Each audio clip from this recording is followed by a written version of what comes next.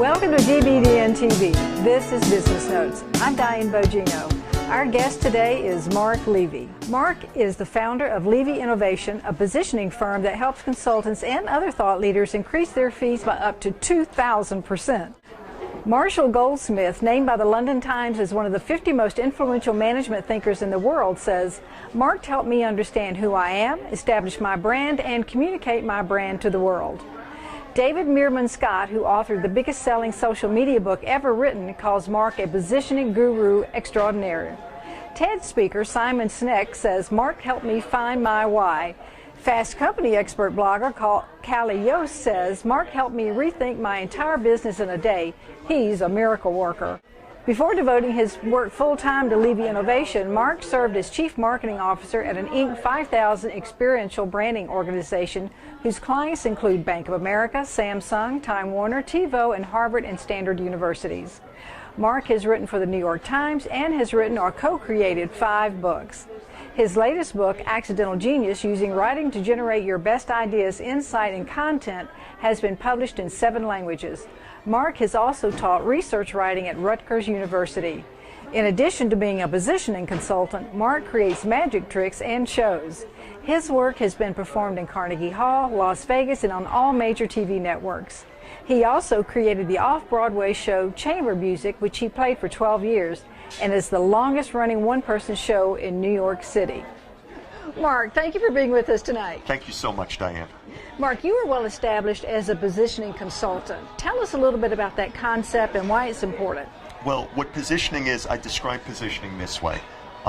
When people walk down the street, they make snap judgments about everything they see. They say that guy is fat, and that woman is skinny, and that guy is brilliant, and that woman's aura. Like they're making all these judgments. And you can say they're being unfair, and the judgments they're making are based on like no good evidence that they're just, but they're going to make those judgments regardless of your conception of it or not. And the thing is, they're making those snap judgments about you and your business. So what I do as a positioning expert is that I understand people are going to make those snap judgments, and I look at your business and I say, what's the biggest, sexiest idea about your business? And we elevate it to the fore of your business, so your business is all about that idea. That idea is the first thing that people see when they're going to make the snap judgment about your business. So they may not like that big idea, but you at least get the very best chance of stopping them and getting them interested in having a conversation, because you're making a snap judgment about your best idea.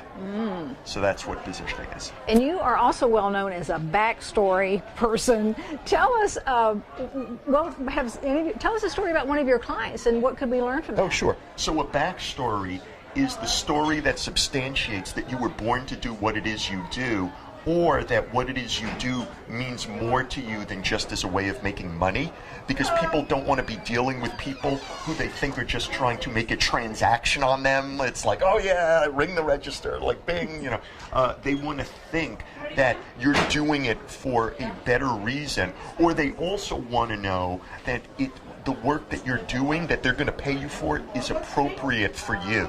So for instance, I like to say is if Diane was an apple tree and people went to Diane the apple tree, they would want to see Diane the apple tree having apples grow from Diane the apple tree, and they would want those apples and say, oh, Diane the apple tree's growing apples. That makes sense. I want one of those. I bet they taste good. If they went to Diane the apple tree and Diane the apple tree had oranges growing from it, and because it had itself genetically altered because oranges were out of season, and it thought that it could have oranges when no one else would have oranges, and it could charge a premium price and sucker everyone in, people would see that and they'd say, I don't want oranges from an apple tree. Like, those oranges are going to stink. I don't want that. And so, right? So your backstory shows that what you're doing is appropriate to who you are. And so you asked me a story about one of my clients.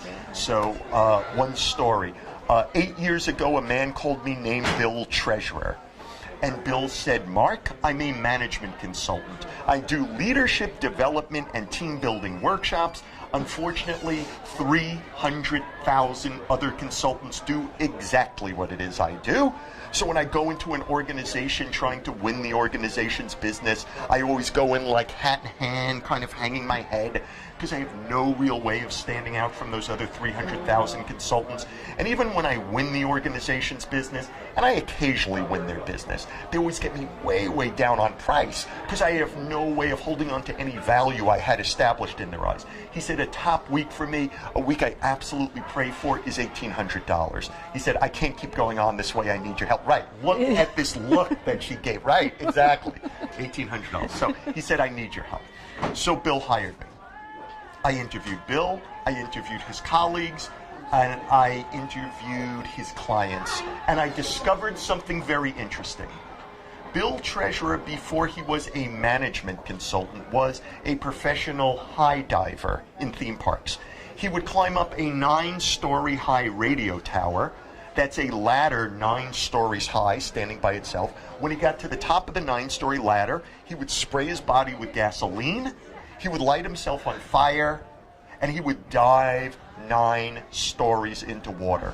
Over the course of 10 years, Bill did that 1,500 times.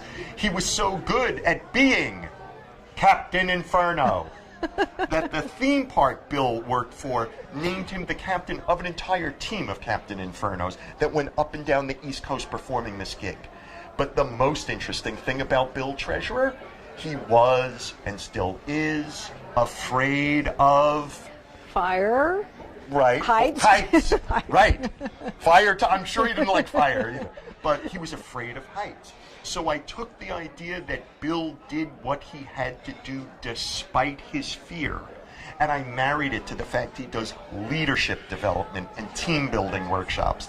And we made his company Giant Leap Consulting. They build courage in organizations. They help leaders and their employees take the risks they know they should be taking but aren't. So all of his keynotes, all of his workshops, all of his consulting started to revolve around ways of driving fear out of the workplace so that people could take the most significant risks they had to achieve their top goals. So what happened for Bill, because of this repositioning or this taking of his backstory and leading it, making it what his brand was about? I told you a week he used to pray for was $1,800. He can now make $10,000, $20,000, $30,000, even $40,000 in a week. He's had several $100,000 months. He's booked months in advance, and his latest book came out, a very popular book from Barrett Kohler. The title is called Courage Goes to Work. So he speaks about that book, Courage Goes to Work. So that's the idea of finding the right story that substantiates what you do, is meaningful to you, and you were born to do it. And not every backstory do you need to light yourself on fire. Do not light yourself on fire or die from 9 stories anyway. Right. It was only appropriate to Bill. But other people have backstories based on where they were born, that they can deal with a certain type of people, or, some proclivity of it. There's all kinds of backstories.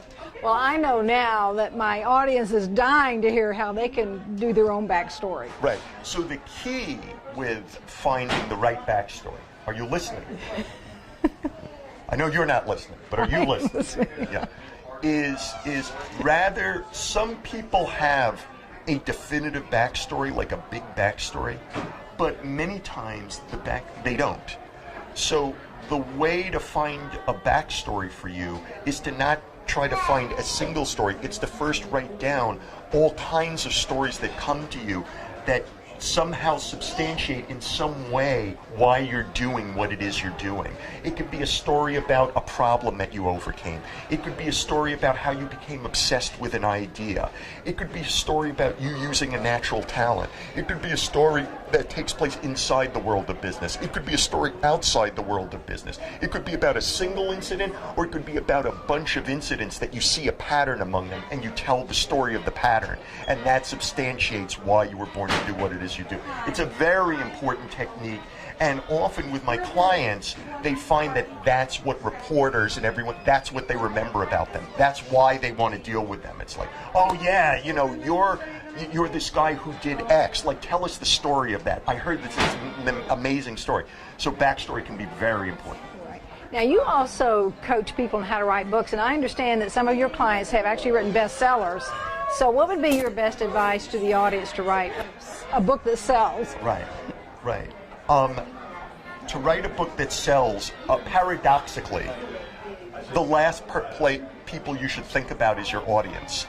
You're going to think about your audience anyway because books need audiences, right? So we're going to get there. But people come to me and they say, I want to write a book. And I say, what kind of book you want to write? And when they start telling me about the audience, oh yeah, here's the kind of book I want to write. So here's who my audience is. Here's what my audience is reading right now. Here's what they find valuable. Here's what I think I could sell to them. Here's how I can be an expert in their eyes. I tell them to stop because that's the wrong place to look. Because they're misguiding themselves. They're going to send themselves off on the wrong trajectory instantly. Because for a few reasons. If you think about what the audience wants first, the audience is only going to tell you what the audience already knows, what they've already seen, what they've already read. So instantly, all your thinking is going to be commoditized, me too thinking. It's going to be stuff that already exists because your audience only knows what already exists. So it's going to get you commoditized instantly, like just bland and ordinary. The second thing is that the people in your audience, understandably, have their own goals for life, as well they should. But their goals for their business and their life don't necessarily all sync up with your goals. As a person, as a business person, as an artist, as a parent, like all these things, you have goals that could be different from your audience. So if you look just at your audience's goals, you're gonna corrupt yourself, bastardize yourself, trying to fit into their goals, and it's gonna send you away what you need to be doing for you. So the very first thing you need to do is to forget your audience and first take an inventory of what's important to you, the things that have organic meaning to you. And I won't go, I have all kinds of methodology around this, but it needs to start with you first, and only after that you say, what is the most important thing I have to teach? How is my audience like everyone else? How is my audience different from everyone else? What's the most important thing I have to teach them? And what are all the things I have to teach them? But first it starts with you and not the audience. Oh, interesting. And you're the thought leader, right? You're not following they're following you. Right. So that means you need to come up with it. It's your meaning, it's your life.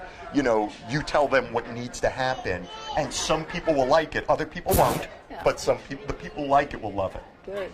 So on your website, you've got a book entitled List Making as a Tool for Thought Leadership. Yes. Tell us about that, because it's free, a free ebook. It's free. You don't even have to leave your contact information for it. Yeah, it's right at the top. List Making as a Tool of Thought Leadership.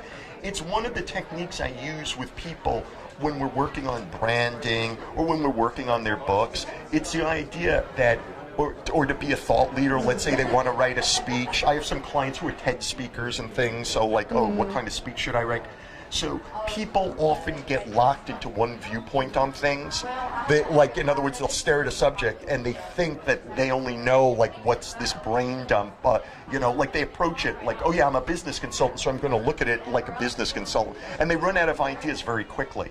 So list making as a tool of thought leadership is a way of making a few short lists that you take no time at all to do, that get you to look at your subject in 5 or 10 or 15 different ways, so that you're seeing the subject from different angles, so that it appears new to you and new ideas just pop out at you that you can use in books and blog posts and speeches and in your brand. It's a technique that I really love to use. So thank you for asking about it. Mark, thank you so much for being with us tonight. We really appreciate your sage advice. Thank you so much, Diana. Thanks everyone for watching this. I appreciate it. Great. We've been speaking with Mark Levy, positioning consultant, author, and speaker. Thank you for watching GBDN TV and Business Notes. I'm Diane Bogino, bringing you business ideas you can bank on.